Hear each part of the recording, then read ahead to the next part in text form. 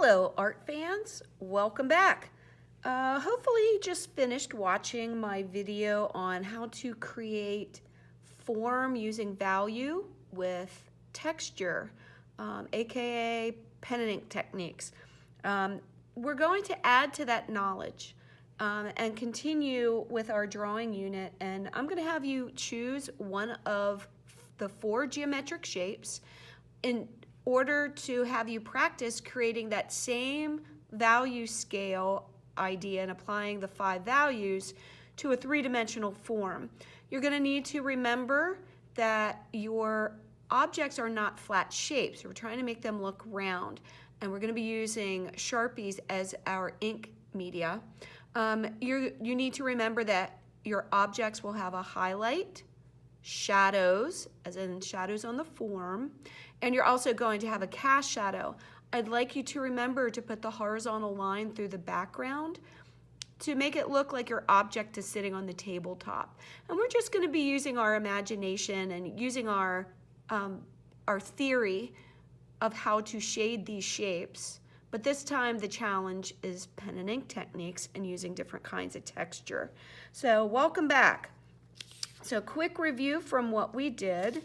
The previous video called forms, creating form with value and texture, we practiced our mark making.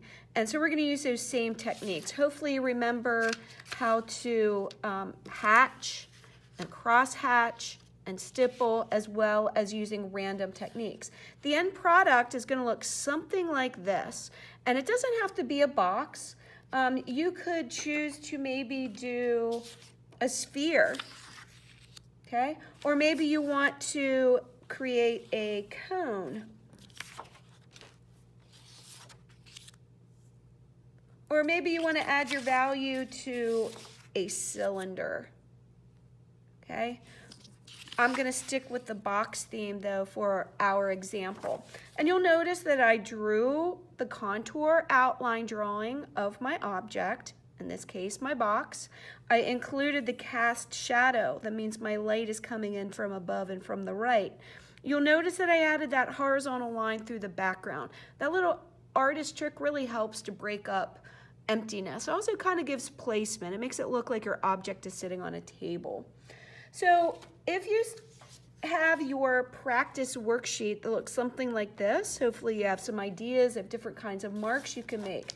You also will remember that you have 2 different size Sharpies available. A fat Sharpie, the regular one, that's going to give you a fatter, thicker mark that puts down more ink. You're also going to have a skinny Sharpie. Remember, the skinny Sharpie has a very fine tip on it, and that's going to give you a much thinner mark. You can use them separately or together, but your choice of pen helps to achieve different values. So I'm going to start by adding some pattern and texture to the box. And I'm going to start light because a good artist usually starts to work with light values. I'm going to use a cross-hatching technique. Okay, let's get a pen that works. Okay, so I'm doing some cross-hatching. First, I do my hatch marks. Remember, hatch marks are parallel lines that are repeated. The closer the lines, the darker the mark. So the more lines you put down, the darker your value. So remember that. So I made a few hatch marks horizontally. Now I'm going to add some vertical hatch marks. Working from the top down. I think it'll also look good if I work from the bottom up. And if a few of them are a little wiggly, it's okay. But I'm using straight vertical and horizontal lines crossing over top of each other. The more marks you put down, the more ink you're putting down.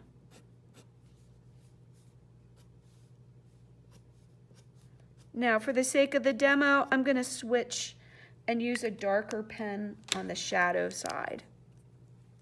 But I'm using the same hatching marks. Hatch marks are parallel lines. They can be curvy if you're wanting something that looks a little squiggly. As long as they're parallel and never cross, We call those hatch marks. You can see how the value's beginning to look a little bit darker.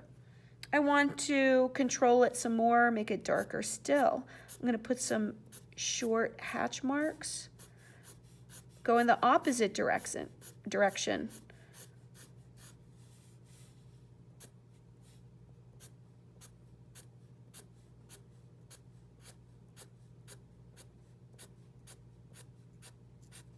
If you remember back to our previous lesson, we said there's a little shadow right at the top of the wall, just underneath that highlight. So I'm going to make it slightly darker. Nobody will even really realize what I did. Same with the shadow side. The darker shadow will appear ever so slightly darker. It's very subtle. Maybe no one will notice. But if you put it there, it gives a little extra form. Okay. I also think it'll look good if I go back and I use my skinny pen to make some marks.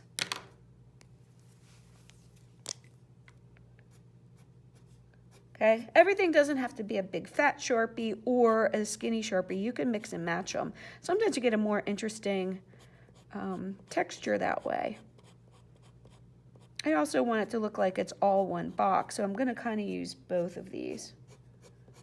Okay, so after you get a little bit of value down, you maybe are ready to move on to another surface.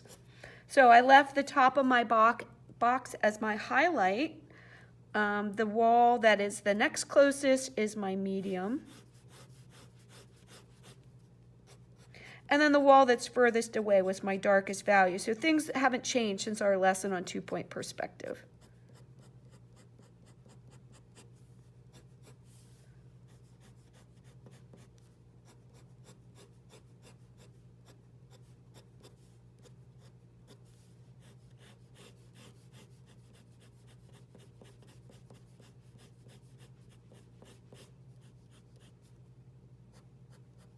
Here we go.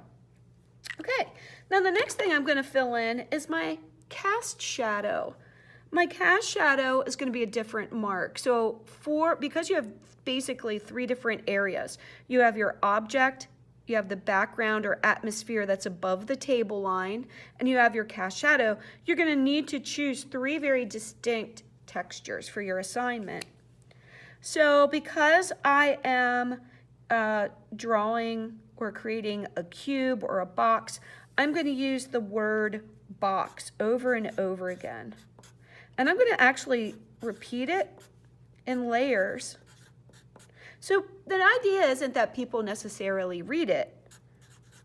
I just want to create a really cool texture. I think lettering works out perfectly for that. Maybe you want to use your name over and over again. Maybe you want to use song lyrics.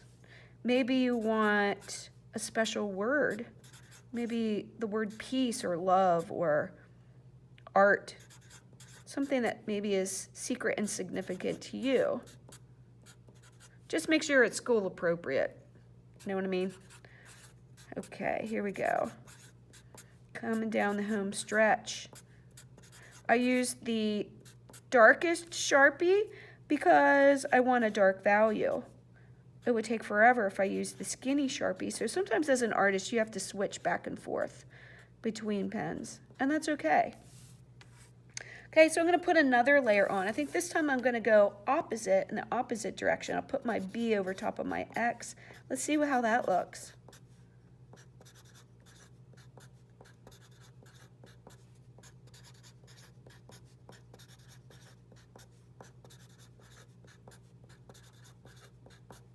Remember, the deepest, darkest part of the cast shadow is right underneath the object.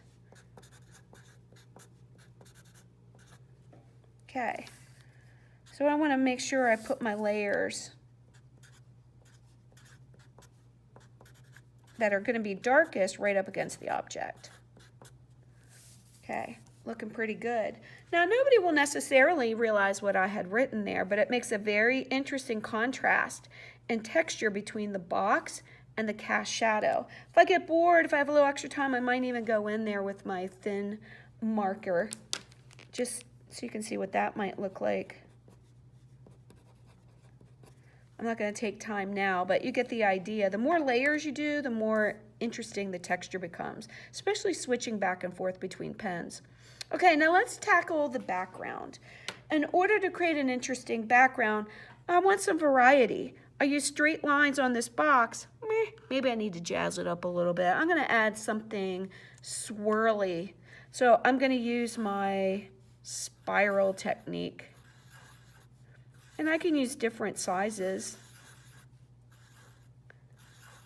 To make the background a little darker so it stands out, I'm going to fill in the negative space with my Sharpie, especially right up against that box.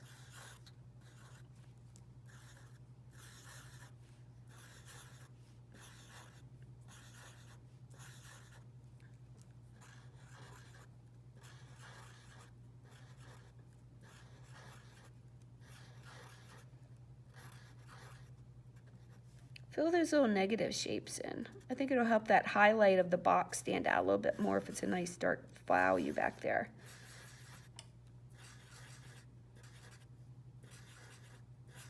If you get finished with the first box or object, try another one. Try a cone. Try a sphere. They all have unique qualities. See what you can come up with. See if you can come up with some better designs. I'm going to switch to my skinny Sharpie now. Just add a little variety. I really do think that makes an interesting design that way. If everything's always the same in life, it's a little boring. Got to jazz it up.